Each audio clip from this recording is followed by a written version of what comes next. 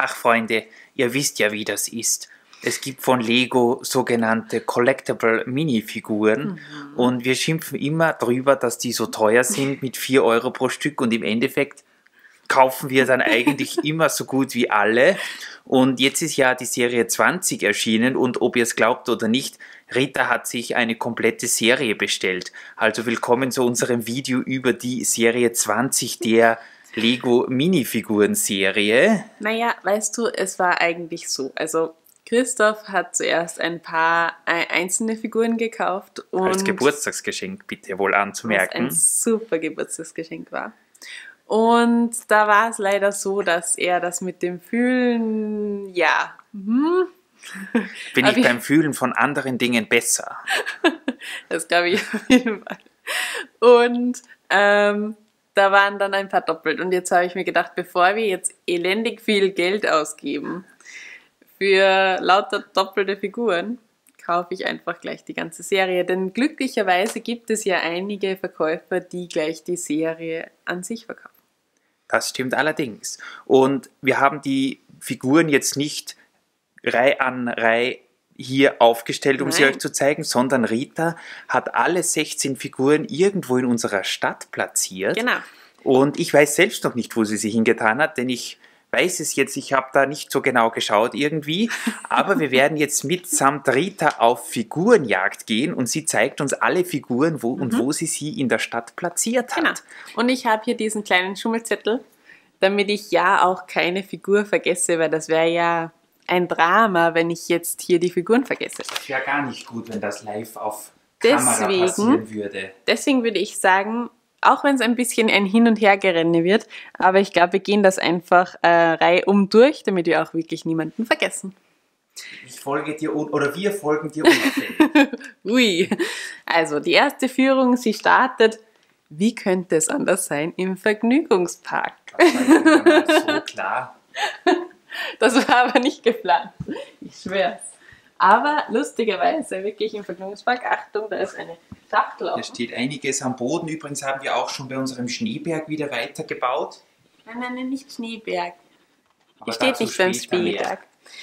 Wir haben diesen Pinata Boy als Nummer 1 und wenn ihr hier mal drüber schaut, entdeckt ihr ihn auch vielleicht. Könnt ihr ihn schon sehen? Ich sehe ihn nicht. Er ist nämlich Teil der Geburtstagsfeier. Ihr wisst, dieses kleine Mädchen hier hat Geburtstag bei uns. Und neben dem lustigen Mann, der aus der Torte springt, haben wir jetzt auch den Pinata Boy. Und ich habe hier das ein bisschen, noch ein bisschen verfeinert, sagen wir so. Und habe nämlich diese Pinata auch an so ein Teil angehängt, was so eine Schnur ist mit 1x1er Studs am Ende. Gefällt mir sehr gut, muss ich Was sagen. ich super Wenn jetzt nur die Kamera fokussieren würde. Ah, jetzt. Genau, der Junge hat ja auch ein Stöckchen in der Hand, damit kann er ganz professionell dieses Pinata ist kaputt ja ganz machen. klar. Und die muss ja in der Luft schweben, weil sonst wäre es ja keine Pinata. Genau. Dann geht es weiter an den Strand. Das ist aber wirklich eine Führung, die du uns heute gibst. Ganz professionell. Ja. Übrigens, wir sind zuerst gerade auch Zug gefahren. Ja. Das war auch super toll. Das ist ja ganz klar.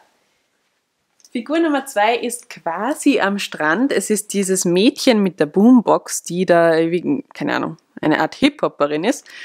Und die geht à la 90er-Style mit der Boombox auf der Schulter durch die City in Richtung Strand. Vielleicht trifft sie sich dort mit einem Jungen, das kann sein. Kann sein. Oder sie hat vielleicht einen Auftritt am Strand und macht dort irgendeine Hip-Hop-Dance, keine Ahnung was. Ist auch Vorstellung, ich weiß nicht. Vielleicht verdient sie damit sogar Geld. Und stopp! Figur Nummer 3. Diese lustige Erbsenfrau steht bei uns vom Supermarkt. Eine neue Errungenschaft in unserer City. Den werden wir euch auch nochmal genauer vorstellen, was wir damit gemacht haben. Ein Friends-Supermarkt. Und diese Erbsenfrau steht direkt davor und preist die Äpfel an. Komisch, dass sie keine... Na gut, von Lego gibt es ja gar keine Erbsen. Das Naja. wäre noch besser, aber Äpfel, ja, sie ist auf jeden Fall auf der gesunden Welle Ja, unterwegs. vielleicht ist Obst und Gemüse im Angebot und Als deswegen. Maskottchen. Das finde ich doch mal nett. Das Genau. gefällt mir sehr gut. Ich finde auch. Dann haben wir zwei Figuren, die noch nicht direkt in der Stadt sind, aber geplant sind. Nämlich wir haben den Ritter und die Piratin. Den Ritter, ich habe das auch schon da drüben hingestellt. Nämlich den Ritter habe ich schon in die Schachtel hineingegeben, wo die Burg drinnen steht. Ihr erinnert euch sicher, Christoph hat bei seinen ganzen Boxen auf und nieder und Bei der sonstigen. Inventur des Archivs. So nennt man das. wolltest du sagen, oder? Da hat er ja Also, hier diese Ritterburg raufgetragen und ich habe ihn provisorischerweise schon mal hier oben hingestellt. Er sieht wird auf aber jeden cool aus Fall, mit seinem Schild. ich finde auch, er wird auf jeden Fall in das Mittelalterdorf kommen. Ob er jetzt genau hier oben stehen bleibt, ich weiß es nicht. Aber Das heißt, für alle Er passt auf Zuschauer, jeden Fall. die das noch nicht mitbekommen haben, wir planen unter unserer Stadt ein kleines Mittelalterdorf. Genau. Und das ist aber noch nicht fertig, deswegen ist diese Burg hier noch in der Kiste, aber die Figur ist schon mal vorbereitet. eben. Was ja eine sehr gute Idee ist. Und jetzt kommen wir zur Piratin, also die Nummer 5 hier. Und die Piratin, die hat ein Attentat vor. Wo ist sie denn? Ich kann sie gar nicht sehen. Sie ist hinter Redbeard. Ach, hier. Weißt du was? Ich glaube nämlich, dass sie ihn versucht zu meucheln und das ganze Schiff, beziehungsweise der Rest, der von dem Schiff übergeblieben ist, an sich zu reißen. Vielleicht baut sie das Wrack auch wieder zusammen und Und hat dann wieder segelt eine davon. Barracuda Bay. Also wie gesagt, eigentlich eine Black Seas Barracuda Ja. aus der Barracuda Bay gemacht, so wollte ich sagen. Genau. Cool. Und natürlich kommt auch dieses Set nochmal auf den Tisch und Ja. zwar in den erweiterten Vergnügungspark, wenn es dann soweit ist, dass wir hier ein bisschen mehr Platz haben und dann noch eine kleine Piratenwelt einbauen. Genau. Wo geht's weiter, Frau Schäfin? Dieses Mal brauchen wir uns nur umdrehen. Wir haben nämlich dieses Mädchen, die quasi ein Rocket Scientist ist. Das ist Und doch praktisch. Wir haben nicht gewusst, wo genau hinstellen.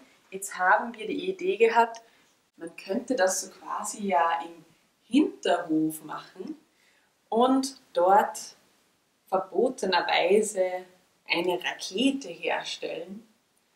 Für alle, die Toy Story 1 gesehen haben, das ist jetzt ein kleiner Hinweis an euch. Auch ein sehr cooles Figürchen mit dieser Rakete. Das stimmt. Wobei es mich auch ein bisschen an Big Bang Theory erinnert hat. Denn tut nicht auch Sheldon irgendwie in seiner Kindheit mal eine Rakete basteln oder will er das oder sowas ähnliches? Da ist irgendwas. Du bist bei uns die Big Bang-Expertin, ich kenne mich da nicht so gut aus. Aber Also ich hoffe, jetzt kann habe ich leicht sein. Ich hoffe, ich habe keinen Blödsinn erzählt. Aber da war doch, glaube ich, irgendwas, dass die Regierung dann aufmerksam auf ihn wurde. Naja, egal. Wir kommen weiter zu dem, wo ich mir auch nicht sicher bin. Manche meinen, das ist ein Känguru. Ich hatte mir eher gedacht, so ein Alpaka, Lama, sowas. Keine Ahnung. Ich weiß gar nicht, was die offizielle Bezeichnung ist, aber Es ist auf zeig jeden uns doch Fall. als erstes mal, wo süß. du ihn hinplatziert hast. Ja, wo stellt man sowas hin? In den Zoo. Was? Ja, wisst ihr nicht, dass es von Lego einen Zoo gibt? Wir auch nicht. Leider nur von Duplo. Ja, aber bei uns Aber- gibt es einen. Genau, wir müssen euch das ganze Mock mal in aller Ruhe zeigen, wenn wir Zeit haben dafür. Dieses Set haben wir sogar noch vor unserem Einkaufszentrum aufgebaut. Und wir haben es jetzt mal platziert und hier ist die nette Dame im Genau. In Känguru oder Alpaka, je nachdem. Kostüm, genau, mit einer Karotte in der Hand. Das sieht Genau. doch auch schon sehr, sehr nett aus. Ich finde auch, da ist vielleicht eine Angestellte, die Werbung macht, vielleicht extra für Kinder, wer weiß. Das gibt es sicher. ja. Wo müssen wir als nächstes hin? Nummer 8, du kannst mir die Kamera herüberreichen, denn wir müssen gleich hier an die Ecke. Also, upsala. Und dann fällt mein Zettel auch schon auf den Boden. Wir sind hier Nummer 8, ihr seht es, dieser Wikinger hier. Und der befindet sich bei uns natürlich im Museum. Ich hoffe, ich schaffe das zu filmen. der Bus muss weggeschoben werden. Und hier drinnen, ihr seht ihn stehen im Museum. Oben steht Exhibition mit diesen Steinzeitmenschen, was auch immer. Wir haben uns da übrigens überlegt, dass wir das Museum vielleicht etwas erweitern, weil uns speziell das Rechte irgendwie zu klein ist. Deswegen. Das kann ich voll und ganz unterschreiben. Also da ist ja nur so ein komischer Steinzeitmensch drin und sonst überhaupt nichts. Ich verstehe, beim Set ist das ja, glaube ich, noch im Bau, aber wir werden das noch ein bisschen erweitern und vielleicht samt diesem linken Museum zu einem größeren machen. Und das wird ganz nett ausschauen, finde ich. Das war der Wikinger, meine Damen und Herren. Wikinger. Wo geht's weiter? Nummer 9, dieser Power Ranger. Da wusste ich gar nicht, wo ich den hinstellen soll. Habe mich dann aber entschieden, ihn bei dem Walk of Fame hinzustellen. Warum? Naja, für alle, die schon mal am echten Walk of Fame waren, hoppala, die wissen, dass dort solche lustigen Gestalten herumlaufen, die sich als, keine Ahnung, alle möglichen Filmstars verkleiden. Vielleicht ist auch mal ein echter Filmstar dabei, keine Ahnung. Und die wollen dann dort Geld dafür, dass man mit ihnen ein Foto machen kann. Und so wie es aussieht, ist auch hier ein Power Ranger unterwegs. Da könnten wir eigentlich noch eine Figur wirklich auch dazustellen, die entweder ein Foto von ihm macht oder mit ihm macht. Das habe ich noch nicht ganz entschieden, aber ich finde an sich die Idee einfach nett, dass wir auch diesen Aspekt in unserer Stadt und wo passt das besser als vor dem Palace Cinema? Eben. Gibt es gar keinen Ort, glaube ich. Sehr gut gemacht, Frau Assistentin. Wirklich sehr gut gemacht. Wo geht's als nächstes hin? Nummer 10, ist es ein Ninja, ein Karate? Ja, irgendwas? Ich weiß gar nicht, was er in der Hand hat. Ich glaube, das sind so Chakos, so Wurf, es sind keine Wurfsterne. Ja, ich weiß es nicht. Ich will mich jetzt nicht zu weit aus dem Fenster lehnen. Sieht man wieder, wir kennen einen Blödsinn.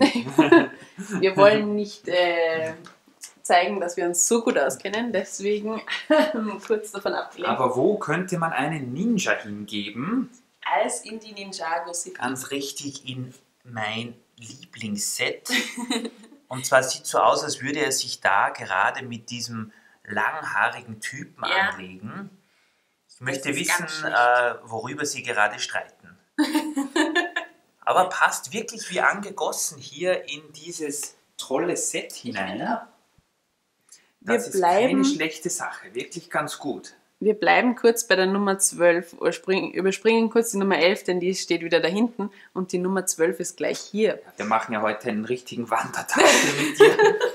Ich sehe sie schon.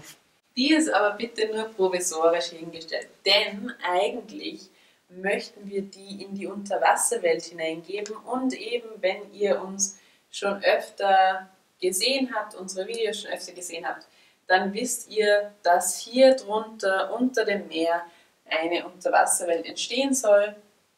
Wir werden sehen, wie lange das dauert, aber geplant ist sie. Und die taucht dann eben durch die Unterwasserwelt. Sie hat auf jeden Fall eine coole Schildkröte. Ich finde auch. Sieht echt sehr nett aus. Nicht diese Friends-Schildkröten, die ja nicht ganz so beliebt sind, sondern eben mal eine andere, echte coole. Wirklich sehr nett, ja. Wie gesagt, die Unterwasserwelt kommt auch, aber eins nach dem anderen. Wir haben jetzt mit unserer Stadt noch genug zu tun. Was sehen wir als nächstes, Frau Expertin? Als nächstes sehen wir diese olympische Dreikämpferin, Speerwerferin, Diskuswerferin, sonstiges. Die geht gerade nach Hause. Oh, sie geht gerade nach Hause? Genau, denn sie hat bei Olympia Gold gewonnen und stolziert jetzt in Richtung Wohngebiet und ist zufrieden, wie ihr an ihrem Blick seht. Ich glaube, es hat sogar mal eine Minifiguren-Serie gegeben, jetzt habe ich gerade nachgedacht, die zum Thema Olympische Spiele waren. Ach ja? In London, glaube ich. Aber das ist eine sehr nette Hommage an diese coole Minifiguren-Serie. Überhaupt sind bei der Minifiguren-Serie 20 einige kleine Easter Eggs mit dabei. Ja. Zum Beispiel das auch auf dem Schild, wo das Mädchen mit der Rakete ist so ein altes Set abgebildet. Nein, auf ihrem T-Shirt ist das. Hier könnt ihr das sehen. und einige andere ganz coole Sachen. Und auch er noch. mit dem Monorail-T-Shirt. Genau, er hat natürlich, den haben wir noch gar nicht gesehen, aber er hat natürlich das T-Shirt mit dem Logo der Monorail, welche ihr hier sehen könnt. Also ganz was Fantastisches. Der weiß wirklich, was gut ist. Auf jeden Fall. Wo gehen wir als nächstes hin? Nummer 13 ist gleich hier, nämlich das ist aber praktisch. vor dem Lego-Shop. Oh, und schon wieder haben wir die Gelegenheit, ein Maskottchen, ein lebendiges zu sehen. Und zwar hier im hinteren Teil unserer Downtown, die noch nicht vollständig entwickelt ist, steht er verkleidet als Legostein hier mit seinem coolen Schild. Ja, und diesmal in grün. Ja, wir haben ihn, glaube ich, ja auch in Rot und in Blau. Und das ist jetzt der dritte. Genau. Und jetzt machen Runde. wir noch eine letzte Runde zurück und dann haben wir es. Also es ist nicht mehr weit, ich schwöre. So sieht's aus. Sogar unserer Kamera wird die Wandertour heute zu viel. Der Akku ist ausgegangen, aber davon lassen wir uns doch nicht aufhalten. Wir gehen weiter mit Ersatzakku. Wir sind nur froh, dass diese Minifiguren-Serie wirklich wieder mal die klassische Anzahl von 16 Figuren beinhaltet und nicht 20, sonst würden wir noch einen Ersatzakku brauchen. Den wir nicht haben. Ich glaube, 2 Figuren gibt es noch, die wir drei, noch nicht gesehen haben. 3 Figuren. Hier ist eine zum Beispiel, nämlich der coole Alleinunterhalter. Der auch bei einem Neuzugang steht, und zwar hat deine Mutter diesen Beach-Getränke- und Cocktail-Truck aufgebaut. Den haben wir jetzt mal provisorisch hier an den Strand gestellt. Und da haben wir dann mit dabei... da braucht man Live-Musik, ist ja ganz Typen klar. mit einem Synthesizer. Ich kenne mich da jetzt nicht so gut aus, aber ich habe gehört, dass die Tasten nicht richtig gedruckt wurden bei diesem Set. Da hat Lego wohl einen Fehler gemacht. Aber ich weiß es nicht genau, also... Da kenne ich mich zu wenig aus. Ich mag auf jeden Fall seine pinke Shorts sehr mit dem Gürtel und auch sein Gesichtsausdruck und die Frisur sind echt cool geworden, finde ich. Und er gibt Vollgas beim Spielen. Er ist auf jeden Fall mit Leib und Seele dabei, das ist ganz klar, natürlich. So. Dann haben wir noch mein Mini-Me, nämlich dieses kleine süße Mädchen mit dem Teddybär. Du hast schon gesagt, dass das deine Lieblingsfigur ist in dieser Serie. Wo hast du sie denn hingestellt? Ich kann sie momentan noch nicht erblicken. Du weißt, sie ist im Pyjama. Deswegen habe ich sie hier zum Bettchen gestellt. Ich bin gespannt, ob man das sieht. Ja, natürlich. Sie kann doch nicht draußen irgendwo, wenn das Fenster nicht so spiegeln würde, würde man sie etwas leichter sehen. Aber natürlich, sie kann ja nicht draußen herumlaufen, wenn sie nur im Pyjama unterwegs ist. Ich versuche sie mal von hier. Oder wir machen einfach das Dach auf. Geht das nicht auf? Nein, das kann man aufklappen. Habe ich herausgefunden, man kann das aufklappen. Oh, und da ist sie in ihrem Pyjama und macht ein Nickerchen. So wie wir auch manchmal gerne, wenn wir 10 Stunden am Stück Lego gebaut haben, dann machen wir auch manchmal ein kleines Schläfchen. Und sie hat das jetzt schon vorgemacht. Sehr, sehr nett. Und jetzt kommen wir zur letzten Figur und nämlich zum Highlight eigentlich von dieser ganzen Serie. Das ist die coolste Szene, die wir übrigens einem Freund von uns zu verdanken haben. Denn der hat diese Figur gesehen und hat gesagt, es gibt nur eine Weise, wie ihr die aufstellen könnt. Und es handelt sich um diesen Drohnen-Guy. Also ein Junge, der mit einer ferngesteuerten Drohne unterwegs ist. Genau. Auch mit coolem Controller. Und wo ist er? Beziehungsweise seine Drohne? Hier drüben. Also gleich, wenn man bei uns hereinkommt, auf den Modular-Gebäuden. Genau, also wenn das mal nicht eine wirklich coole Idee ist. Also ihr seht hier den Boy, der ist hier herausgekommen durch die offene Tür und hat jetzt die Drohne gestartet, die hier fliegt. Das sind übrigens diese Aufsteller von diesen Minifiguren gewesen, die quasi so fliegen oder wie die Taucherin. Genau, die jetzt auch bei dieser DC-Figurenserie immer dabei waren. Das heißt, die Drohne fliegt und es ist eine Drohne, die mit Kamera ausgestattet ist. Das sagt euch wahrscheinlich schon einiges. Genau. Wir haben am Dach der Corner Garage eine Dame, die sich gerade oben ohne Sond zum Glück auf den Bauch gedreht. Wäre sie nämlich auf den Rücken gedreht, würde man sehen, dass sie eigentlich ein Top anhat. Das wollen wir natürlich dann ist nicht. Natürlich nur halb so lustig. Das heißt also, dieser kleine Junge will hier eine Testung mit seiner Drohne machen. Und weiß er, dass die Dame dort oben ist? Ich nehme an, Natürlich oder? nicht, nein. Ach so, dann wird er gleich sein blaues Unterliegen. Ich hoffe, ihm fällt nicht die Fernbedienung aus der Hand. Wir werden sehen.